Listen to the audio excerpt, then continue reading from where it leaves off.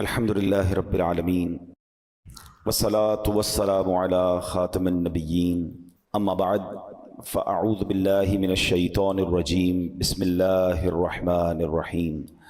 پڑھیے الصلاة والسلام علیک یا رسول اللہ وعلی آلک واصحابک یا حبیب اللہ. الصلاة والسلام علیک یا نبی اللہ وَعَلَىٰ آلِكَ وَأَصْحَابِكَ يَا نور اللہ. درود پاک پڑھنے کے بے شمار فضائل و برکات ہیں. بڑی مشہور حدیث ہے. اللہ کے نبی علیہ الصلوۃ والسلام فرماتے ہیں کہ جو جمعہ کے دن 200 بار درود پاک پڑھے اللہ اس کے 200 برس کے گناہ معاف فرما دیتا ہے.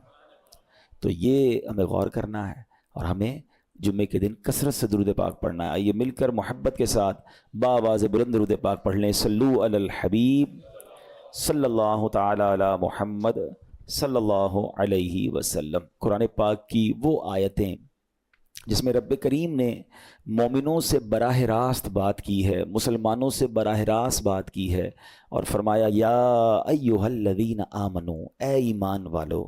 وہ ہم نے انشاءاللہ سیریز کو لے کے چلنا ہے اور ہم نے اس بیان کا یا اس ٹاپک کا نام رکھا ہے قرآن کی باتیں. تو پہلی آیت ہم کور کر چکے تھے جس میں نبی پاک علیہ الصلوۃ والسلام کی شان بڑے شاندار انداز میں سورہ بقرہ کی وہ آیت تھی جس میں ہمیں یہ بتایا گیا تھا کہ اے ایمان والو پیارے آقا سے بات کیسے کرنی ہے. ان کو راعنا نہیں کہنا، ان کو انظرنا کہنا ہے. آج جو ہم نے آیت پڑھنی ہے قرآن پاک کی، جس آیت کو سمجھنا ہے، یہ بھی قرآن پاک کی سورہ بقرہ کی آیت ہے. پارہ نمبر 2 ہے اور آیت نمبر 153 ہے. بیوٹیفل آیت and so many good lessons from that آیت. اب وہ آیت کون سی ہے؟ بسم اللہ الرحمن الرحیم. یا ایھا الذین آمنوا استعینوا بالصبر والصلاۃ ان اللہ مع الصابرین. ترجمہ اس کا کیا ہے؟ اے ایمان والو صبر اور نماز سے مدد مانگو، بے شک اللہ صابروں کے ساتھ ہے.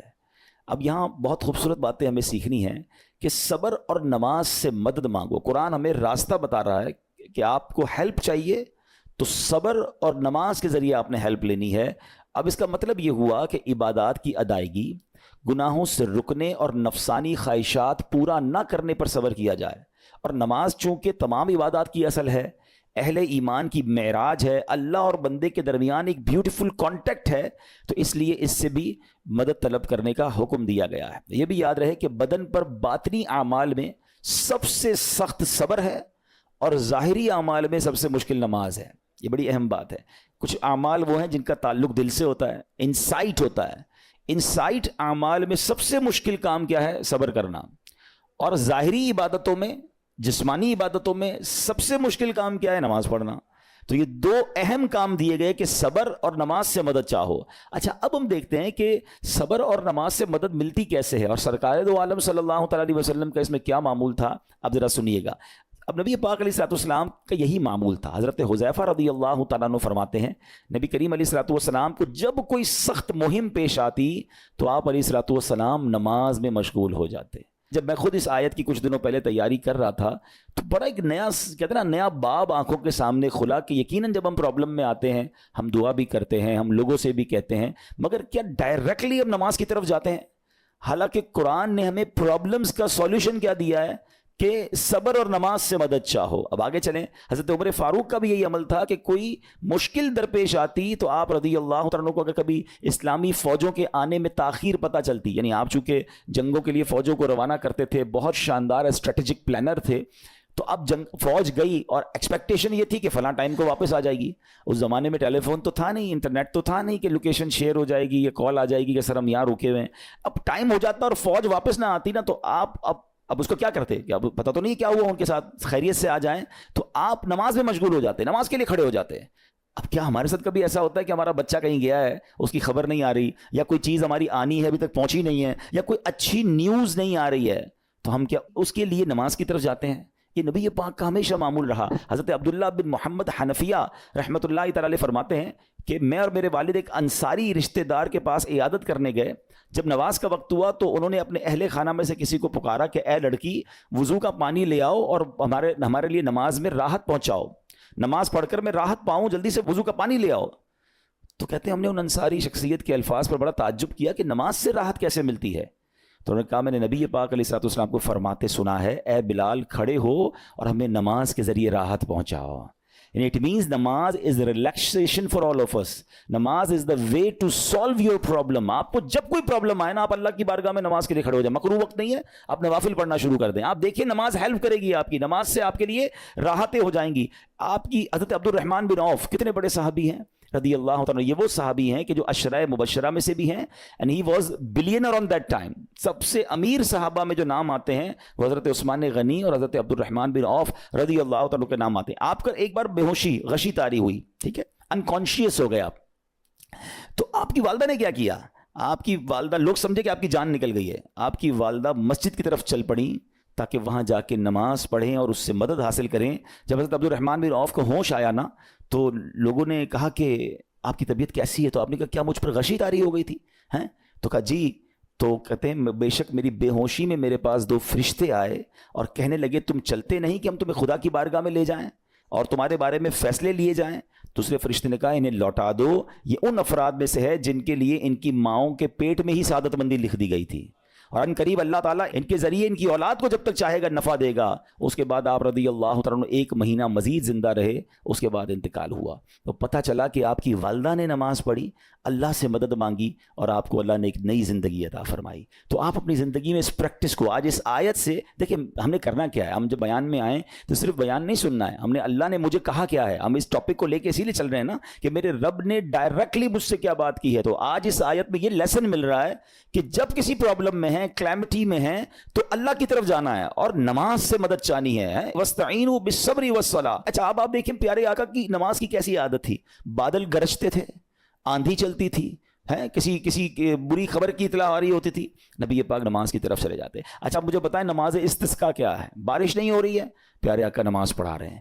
سورج گہن ہو رہا ہے، نبی پاک نماز پڑھا رہے ہیں. چاند گہن ہو رہا ہے، پیارے آقا نماز کی طرف. یعنی کس قدر اللہ کی طرف رجوع ہے. And whenever anything bad happen یا گوئنگ ٹو بیڈ ہیپن، ہونے والی لگ رہی ہے، کچھ بڑا ہونے والا ہے. ہمیں بھی تو خبریں آ رہی ہوتی ہے نا کہ بھائی کل بہت شدید بارش ہوگی، اللہ نہ کرے کوئی اور بری خبر ایکسپیکٹیشن ہے. آپ کو کاروبار میں کوئی ایسی خبر آنے کا ڈر ہے، یا آپ کی کوئی شپمنٹ جاری ہے، واٹ ایور آپ چاہتے ہیں ہر چیز بہتر ہو جائے. قرآن نے فارمولا دیا نا، وَاسْتَعِينُوا بِالصَّبْرِ وَالصَّلَاةِ. اللہ نے ڈائریکٹلی مجھے اور آپ کو کہا ہے. تو from now on words make your practice کہ میں نے انشاءاللہ نماز سے مدد لینی ہے. اور آپ اپنی آنکھوں سے دیکھیں گے اور آپ اللہ سے عرض بھی کریں کہ اللہ تو نہیں قرآن میں کہا ہے مدد لے، میں نے کھڑا ہو گیا نماز کے لیے. تو نماز سے آپ نے مدد لینی ہے. اچھا اب اس کے بعد آیت کا جو سیکنڈ پارٹ ہے کہ صبر سے بھی مدد لینی ہے. اور آگے کیا فرمایا؟ ان اللہ مع الصابرین. اللہ صابروں کے ساتھ ہے. سبحان اللہ. اس کا مطلب یہ ہوا کہ اللہ تعالیٰ اپنے علم و قدرت کے ساتھ ویسے تو ہر کسی کے ساتھ ہے، لیکن یہاں صبر کرنے والوں کا خاص ذکر اس لیے ہوا تاکہ انہیں معلوم ہو جائے کہ اللہ تعالیٰ ان کی مشکلات کو دور فرما دے گا.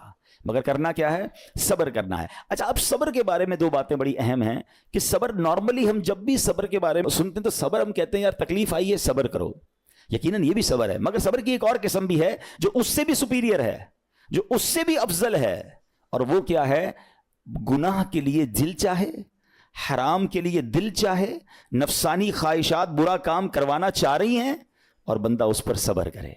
یہ صبر جو ہے نا، یہ شریعت کو اور محمود ہے اور بڑا افضل ہے کہ انسان کو جی چاہے کہ فلاں گناہ کرنا ہے مگر وہ اس پر صبر کرے. اور دوسرا صبر وہی ہے جو ہم جانتے ہیں کہ کوئی مصیبت آ جائے، کوئی آفت آ جائے، کوئی ہمارا اللہ نہ کرے کسی سے لڑائی ہو جائے، ہمیں کوئی برا بھلا کہے، ہم اسے معاف کر دیں، صبر کریں. یا جسمانی تکلیف ہے، کاروبار میں پرابلم ہے، ہم اللہ کی رضا پر راضی رہیں. تو یہ 2 قسم کے صبر ہیں. اور جب کوئی بندہ صبر کرتا ہے نا تو قرآن و حدیث اور بزرگان دین کے اقوال سے میں اب آپ اس کے 10 فائدے بتانا چاہتا ہوں. میں کہتا جاؤں گا، آپ اللہ کے ذکر کی نیت سے سبحان اللہ بھی کہتے رہیں، جنت میں درخت بھی لگاتے رہیں. ٹھیک ہے؟ اللہ تعالیٰ صبر کرنے والوں کے ساتھ ہے. صبر کرنے والے کو اس کے عمل سے اچھا اجر ملے گا، صبر کرنے والے کو بے حساب اجر ملے گا. صبر کرنے والوں کی جزا دیکھ کر قیامت کے لوگ حسرت کریں گے. صبر کرنے والے رب کریم کی طرف سے درود و ہدایت اور رحمت پاتے ہیں. صبر کرنے والے اللہ کو محبوب ہیں. صبر آدھا ایمان ہے. صبر جنت کے خزانوں میں سے ایک خزانہ ہے. صبر کرنے والے کی خطائیں مٹا دی جاتی ہیں اور صبر ہر بھلائی کی کنجی ہے. اب آتے ہیں ان دونوں صبر کو تھوڑا سا ڈیفائن کرتے ہیں. ایک نفسانی خواہشات, گناہ کا جی چاہتا ہے, کیونکہ نفس ہے نا وہ تو ہر وقت موج مستی چاہتا ہے, وہ تو ہر وقت چاہتا ہے جناب بس یہ بھی کام کر لوں وہ بھی کر لوں. اب مجھے یہ دیکھنا ہے کہ میرا یہ کام اللہ کو راضی کرے گا یا رب کو ناراض کر دے گا. لیکن جو نفسانی خواہشات پر صبر کرتا ہے نا, گناہ سے اپنے آپ کو بچاتا ہے, قرآن کیا کہتا ہے, وَأَمَّا مَنْ خَافَ مَقَامَ رَبِّهِ وَنَهَى النَّفْسَ عَنِ الْهَوَىٰ فَإِنَّ الْجَنَّةَ هِيَ الْمَأْوَىٰ. اور رہا وہ جو اپنے رب کے حضور کھڑے ہونے سے ڈرا اور نفس کو خواہش سے روکا تو بے شک جنت ہی اس کا ٹھکانہ ہے. دل چاہ رہا ہے, شیطان کہہ رہا ہے کر لے, کوئی دیکھنے والا نہیں ہے, علاقہ بھی چینج کر لیا, شہر بھی تبدیل ہو گیا, nobody here to watch you, مگر اللہ دیکھ رہا ہے. اچھا نارملی اگر غور کریں ہم گناہ کرتے کیوں ہیں, جتنے بھی گناہ ہیں واٹ ایور لسٹ آف گناہ اٹھائیے, کوئی شراب پیتا ہے, کوئی بدکاری کرتا ہے معاذ اللہ, کوئی جوا کھیلتا ہے, کوئی جناب بے حیائی کرتا ہے, گندی چیزیں دیکھتا ہے یا جھوٹ بولتا ہے, واٹ ایور, ان تمام گناہوں میں تھوڑی سی لذت ہے, ٹیسٹ. ٹھیک ہے, غیبت میں بھی ٹیسٹ ہے, بلکہ کتابوں میں آیا کہ غیبت میں شراب سے بھی زیادہ مزہ ہے, جبھی تو بندہ چھوڑتا نہیں ہے. اچھا لیکن یہ تمام ٹیسٹ میں ایک بڑی اہم بات اب میں کہنے جا رہا ہوں, یہ بزرگ نے بڑی کمال کی ون لائنر ہمیں دے دیا ہے. وہ کہتے ہیں کبھی بھی لذت کے لیے گناہ مت کرنا, کیونکہ لذت ختم ہو جائے گی, گناہ کا جواب اور پنشمنٹ باقی رہ جائے گی. اب آپ اس فارمولے کو سامنے رکھیں کہ جب بھی ہم گناہ کرتے ہیں فیو منٹس یا فیو آورز کی ایک انجوائمنٹ ہے, آفٹر دیٹ انجوائمنٹ ختم, مگر اس کا جواب باقی ہے, عذاب باقی ہے, اللہ نہ کرے اللہ ناراض ہوا تو پنشمنٹ باقی ہے. تو کیا فرمایا, انجوائمنٹ کے لیے گناہ مت کرنا, انجوائمنٹ ختم ہو جائے گی, عذاب باقی رہ جائے گا. اور اگلا سینٹنس کتنا خوبصورت ہے, فرماتے ہیں کبھی بھی تکلیف کی وجہ سے نیکی مت چھوڑنا, تکلیف ختم ہو جائے گی, اجر باقی رہ جائے گا. اب مثال دیتا ہوں, اس کی 2-3 ایگزامپل سمجھیے. گناہ کی ایگزامپل تو آپ سمجھ گئے کہ کوئی بھی تھوڑی دیر کا گناہ کرتا ہے, لذت پاتا ہے, وہ گناہ ختم, عذاب باقی. اب نیکی میں کیا ہوتا ہے, فجر کے لیے اٹھنا ہے, نیند آ رہی ہے, دل نہیں چاہ رہا, آپ اٹھے, آپ نے وضو کیا, فجر پڑا, وہ اٹھنے کی تکلیف تو ختم ہو گئی نا, واپس سونا ہے تو سو جائیے, مگر فجر کا اجر اور ثواب باقی رہ گیا ہے. رمضان کے روزے ڈیفیکلٹ ہیں, لیکن افطار کے بعد تکلیف ختم ہو جاتی ہے, ہم کھاتے پیتے ہیں, موج کرتے ہیں, مگر ثواب باقی رہ جاتا ہے. کبھی کبھی آپ کو کوئی مسجد کے میں بلاتا ہے, یار چلو بھائی بیان ہو رہا ہے, اجتماع ہو رہا ہے, کوئی نیکی کی بات ہو رہی ہے, نہیں یار دل نہیں چاہ رہا, آپ آ گئے, آدھے 1 گھنٹہ بیٹھے, پھر چلے گئے, وہ آپ کا جو ٹینشن تھا یا پریشر تھا وہ ختم ہو گیا, مگر ثواب باقی رہ گیا. تو اب اس فارمولے کو یاد رکھیے گا, جب بھی گناہ آپ کی طرف آئے نا, آپ سوچیں کتنی دیر کا فائدہ ہے, 1 گھنٹہ دوستوں کے ساتھ بیٹھوں گا, بری باتیں کروں گا, 2 گھنٹے فلم دیکھوں گا, 2 ڈھائی 3 گھنٹے, بس اس کے بعد جواب تو باقی ہے نا, قیامت تک اللہ کو جواب دینا پڑے گا. نہیں یار مجھے انجوائمنٹ کے لیے گناہ نہیں کرنا ہے. اور جب کوئی نیکی کا کام آئے اور آپ کو لگے یار دل نہیں چاہ رہا, مزہ نہیں آ رہا, بوریت ہوگی, چھوڑنا یار, تو بندہ سوچے کتنی دیر کی نیکی ہے, آدھے گھنٹے کی, 1 گھنٹے کی, بس 2 گھنٹے کی, اور ثواب باقی رہ جائے گا. Let's do it. اگر یہ بات سمجھ آ گئی نا آپ کو, تو انشاءاللہ دیکھیے گا گناہ سے بچنا اور نیکیاں کرنا آسان ہو جائے گا. تو اب کیا فرمایا قرآن نے کہ جس نے اپنے نفس کو روکا, کیا خوبصورت آیت ہے, وَأَمَّا مَنْ خَافَ مَقَامَ رَبِّهِ وَنَهَى النَّفْسَ عَنِ الْهَوَىٰ, اور رہا وہ جو اپنے رب کے حضور کھڑے ہونے سے ڈرا اور نفس کو خواہش سے روکا تو بے شک جنت ہی اس کا ٹھکانہ ہے. اور ایک اور جگہ کمال سے فرمایا, وَلِمَنْ خَافَ مَقَامَ رَبِّهِ جَنَّتَانِ, مبارک ہو ان کو جو اللہ سے ڈرتے ہیں نا, صبر کرتے ہیں, گناہ نہیں کرتے, رک جاتے ہیں. قرآن کہتا ہے جو اپنے رب کے حضور کھڑے ہونے سے ڈرے اس کے لیے 2 جنتیں ہیں, 1 نہیں 2 جنتیں ہیں. سورہ رحمان کی آیت ہے. تو پتا چلا کہ نفس کو روکنا یہ آسان بھی نہیں ہے, ہاں دل بہت چاہتا ہے, مگر یہ صبر جو ہے نا, ان اللہ مع الصابرین کا جو معراج ہے, جو ٹاپ آف دا لسٹ صبر ہے, وہ یہ صبر ہے. اچھا اب آتے ہیں ایک اور صبر کی صورت, کہ اب آپ کو کسی نے غصہ دلا دیا, برا بھلا کہا, یا آپ کے مزاج کے خلاف بات ہو گئی, اب آپ نے روکنا ہے اپنے آپ کو. اب غصے کا اظہار نہیں کرنا, لڑائی نہیں کرنی, گالی کا جواب گالی, اینٹ کا جواب پتھر, انگریزی کا مقولہ ہے نا ٹٹ فار ٹیٹ, جیسے کو تیسا نہیں, یہ ہماری شریعت ہمیں نہیں سکھاتی. اچھا آج کل کسی کو کہو نا یار آپ کیوں یار لڑائی کر رہے ہیں, بھائی میں جواب نہ دوں تو لوگ سمجھیں گے کمزور آدمی ہوں, مجھے اپنا روب بھی تو رکھنا ہے, میں بھی تو پتا چلے کون ہوں, اپنا بتاؤں تو صحیح کون ہوں. سچی بات پتہ ہے کیا ہے, جو ٹٹ فار ٹیٹ کرتا ہے, گالی کا جواب گالی سے دیتا ہے نا, وہ واقعی بتا دیتا ہے وہ کون ہے, وہ اپنا تعارف کروا رہا ہوتا ہے کہ یہ بھی ایسا ہے, میں بھی ویسا ہی ہوں. او بھائی. اچھا پھر ایک اور عجیب جملہ بڑا مشہور ہے آج کل, جناب ہم شریف کے ساتھ شریف ہیں, ہم بدماش کے ساتھ بدماش ہیں. مجھے آج تک سمجھ نہیں آئی یہ کون سا بٹن لگا ہوا ہے آپ کے اندر کہ شریف کے ساتھ آپ شریف ہو جاتے ہیں, بدماش آتا تو آپ بھی بدماش ہو جاتے ہیں. جناب والا, شریف آدمی شریف کے ساتھ بھی شریف ہوتا ہے, بدماش کے ساتھ بھی شریف ہوتا ہے. جب بھی تو وہ غلط آدمی اچھا ہوگا نا. نبی پاک علیہ الصلوۃ والسلام نے گالیاں سن کر دعائیں دی ہیں, پتھر برسانے والوں کو بھی دعائیں دی ہیں, مگر ہم تو تیار ہی رہتے ہیں یار میں بتاؤں گا اس کو میں کون ہوں, ایک گالی دی ہے میں اب اس کے ساتھ پشتوں کو گالیاں دوں گا. تو پھر آپ بھی ویسے ہی ہو گئے نا جناب. حدیث پاک کیا ہے؟ ہو از مور اسٹرانگر، ہو از مور پاورفل. اللہ کے حبیب علیہ الصلوۃ والسلام فرماتے ہیں کہ بہادر وہ نہیں، یہ بخاری شریف کی حدیث ہے، بہادر وہ نہیں جو پہلوان اور دوسرے کو پچھاڑ دے، بلکہ بہادر وہ ہے جو غصے کے وقت اپنے آپ کو قابو میں رکھے. اصل بہادری یہ ہے.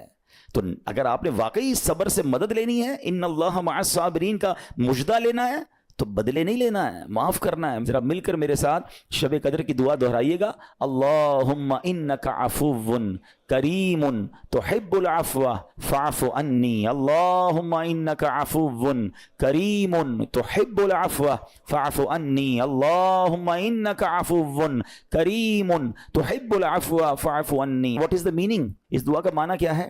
اللہم انک عفو، اے اللہ تو معاف کرنے والا ہے، تحب العفو، معافی کو پسند کرتا ہے، فاعف عنی، اللہ مجھے بھی معاف کر دے.